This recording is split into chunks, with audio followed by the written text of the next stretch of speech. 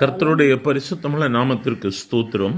இன்றைய நாளின் கர்த்தருடைய வார்த்தையாக நீதிமொழிகள் 30வது அதிகாரம் 9வது வசனம். நான் பரிபூரணம் அடைகிறதினால் மறுதலித்து கர்த்தர் யார் என்று சொல்லாதபடிக்கும், தரித்திரப்படுகிறதினால் திருடி என் தேவனுடைய நாமத்தை வீணிலே வழங்காதபடிக்கும் என் படியை எனக்கு அளந்து என்னை போஷித்தருளும்.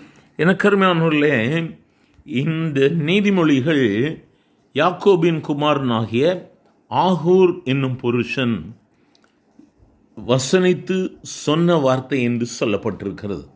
அவர் சொல்லும் பொழுது சொல்கிறார், என்னுடைய வாழ்க்கையில் பரிபூரணம் நிறைவு இருக்கிறது நிமித்தமாக நான் மறுதலித்து விடக்கூடாது. கர்த்தர் யார் என்று சொல்லாதபடிக்கு. இன்னைக்கு பாருங்க, வாழ்க்கையில் நிறைவு வந்த உடனே மனுஷ சூழ்நிலைகளை மறந்து விடுகிறான், கர்த்தரையே மறந்து விடுகிறான்.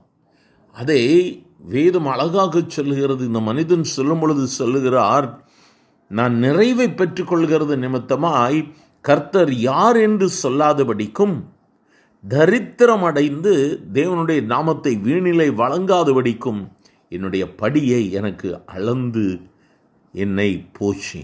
நம்ம ஜெபம் இப்படி தாங்க இருக்கணும். இந்த மனிதனுடைய ஜெபம் மிகவும் அருமையான ஜெபம். எனக்கு அன்றன்றின் படியை அளந்து போடும் ஆண்டவரே, இன்னைக்கு என்ன வேண்டுமோ அதை எனக்கு தாரும். எனக்கு வேண்டிய சாப்பாடு, எனக்கு வேண்டிய காரியங்கள் எல்லாவற்றையும் நீர் எனக்கு தாரும் ஆண்டவர். வேதம் சொல்லுகிறது, கர்த்தர் எனக்காக யாவையும் செய்து முடிப்பார். ஆகவே கர்த்தர் நம்மை ஒரு நாளும் கைவிட மாட்டார். ஆனால் பரிபூர்ணம் அடையும் பொழுது, நிறைவுகள் அதிகம் வரும் பொழுது, நண்பர்கள் கூடி வரும் பொழுது, நம்மை சூழ்ந்து மக்களும் நம்மை சூழ்ந்து அநேக மனிதர்கள் வந்து சமுதாயத்தில் நாம் உயர்ந்த இடத்திற்கு போகும் பொழுது அநேக காரியங்களை காம்ப்ரமைஸ் பண்ணுறோம். கர்த்தர் விரும்பாத இடத்துல நம்முடைய கால்கள் நிற்கிறது. கர்த்தர் விரும்பாததை நாம் உண்ண ஆரம்பிக்கிறோம். கர்த்தர் விரும்பாதவர்களோடு கூட நட்புகள் தொடருகிறது. எதனால்? இந்த பரிபூரணத்தினால. நம்முடைய ஃப்ரெண்ட்ஷிப்பை இழக்க விரும்பலை. அதை விட அன்றன்றின் படியை அளந்து நம்முடைய மடியில் போட்டால் போதும்ல.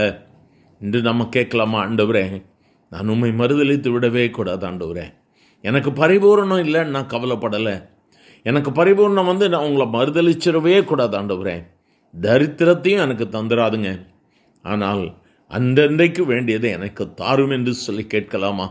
கர்த்தர் நிச்சயமாக பதில் கொடுப்பார். எங்கள் அன்பின் ஆண்டவரே, ஆசீர்வதிக்கப்பட்ட இந்த காலை வேளைக்காக நன்றி ஆண்டவரே. எங்களுக்கு அன்றன்றின் படியை அளந்து போஷித்தருளும் என்று சொல்லி நோக்கி கெஞ்சி கேட்கிறோம் ஆண்டவரே. நிறைவுகளும் பரிபூரணமும் அடைந்து ஆண்டவரே நாங்கள் உங்களை விட்டு தூரம் போயிடக்கூடாது.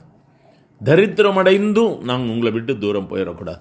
கேட்கிற ஒவ்வொருவருக்கும் வேண்டிய நன்மைகளை அனுதினமும் கொடு ஆண்டவரே. தங்களை ஆராய்ந்து பார்க்க கர்த்தர் என்று உதவி செய்யும். உடைய கிருபைக்காய் ஸ்தோத்திரம் ஆண்டவரே. ஆசீர்வதியும். இயேசுவின் நாமத்தில் பிதாவே. ஆமேன், ஆமேன்.